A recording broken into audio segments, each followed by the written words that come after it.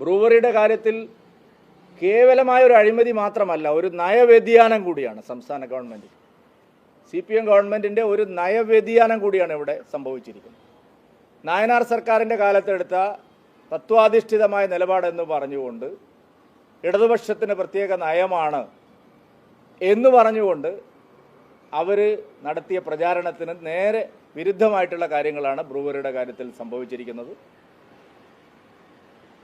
വലിയ കൊള്ള ലക്ഷ്യം വെച്ചുകൊണ്ടാണ് മന്ത്രി രാജേഷും സർക്കാരും ഈ കാര്യത്തിൽ ദുരൂഹമായിട്ടുള്ള നടപടികൾ എടുത്തിട്ടുള്ളത്.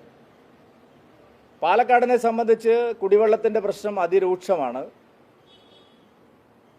മാത്രമല്ല, ഒരു നവംബർ ഡിസംബർ കഴിയുമ്പോൾ തന്നെ വലിയ തോതിൽ കുടിവെള്ളക്ഷാമം അനുഭവപ്പെടുന്ന ഒരു പ്രദേശത്താണ് ഇത്രയും ലക്ഷക്കണക്കിന് ലിറ്റർ വെള്ളം ഊറ്റുന്ന ഒരു പദ്ധതിക്ക് അവിടെ തുടക്കം കുറിച്ചിരിക്കുന്നത്.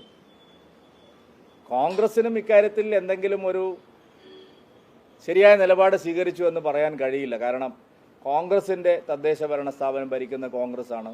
അവിടെ അനുമതി കൊടുക്കുമ്പോൾ കോൺഗ്രസിന് അറിയാമായിരുന്നു. ഇതിന് സ്ഥലത്തിന് ഇടനില നിന്നത് കോൺഗ്രസിൻ്റെ ഉന്നതനായിട്ടുള്ള നേതാവാണ്. തദ്ദേശ സ്ഥാപനങ്ങളിൽ കോൺഗ്രസിൻ്റെ നേതൃത്വം അറിഞ്ഞുകൊണ്ട് തന്നെയാണ് ഇത് സംബന്ധിച്ചുള്ള പേപ്പറുകളിലെല്ലാം ഒപ്പുവെച്ചിരിക്കുന്നത്.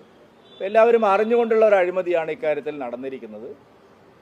കമ്പനിയെ സംബന്ധിച്ചുള്ള ദുരൂഹത വലിയ തോതിൽ ചർച്ചാ വിഷയമാക്കിയവരാണ് ഇവർ. മാധ്യമങ്ങളിലും അത് നേരത്തെ വന്നതാണ്, ദില്ലി മദ്യനയ കേസിലെ പ്രശ്നങ്ങളെല്ലാം ഉയർത്തിപ്പിടിച്ചുകൊണ്ട്.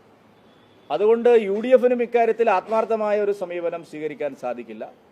നയപരമായ വ്യതിയാനമാണ് CPMന് ഇക്കാര്യത്തിൽ. അത് വിശദീകരിക്കേണ്ട സമയത്ത് തന്നെയാണ് ഇത് വന്നിരിക്കുന്നത്. പാർട്ടി ജില്ലാ സമ്മേളനങ്ങൾ നടന്നുകൊണ്ടിരിക്കുമ്പോഴാണ് നയവ്യതിയാനത്തെ സംബന്ധിച്ച് അടച്ചിട്ട മുറിയിൽ ചർച്ച ചെയ്തുകൊണ്ടിരിക്കുമ്പോഴാണ് ഈ ഒരു കാര്യം സംഭവിച്ചിരിക്കുന്നത്. അതുകൊണ്ട് ആ വിഷയത്തിലും ശരിയായ നിലപാട് BJP മാത്രമാണ് സ്വീകരിച്ചവിടെ സമരങ്ങളുമായിട്ട് മുമ്പോട്ട് പോകുന്നത്.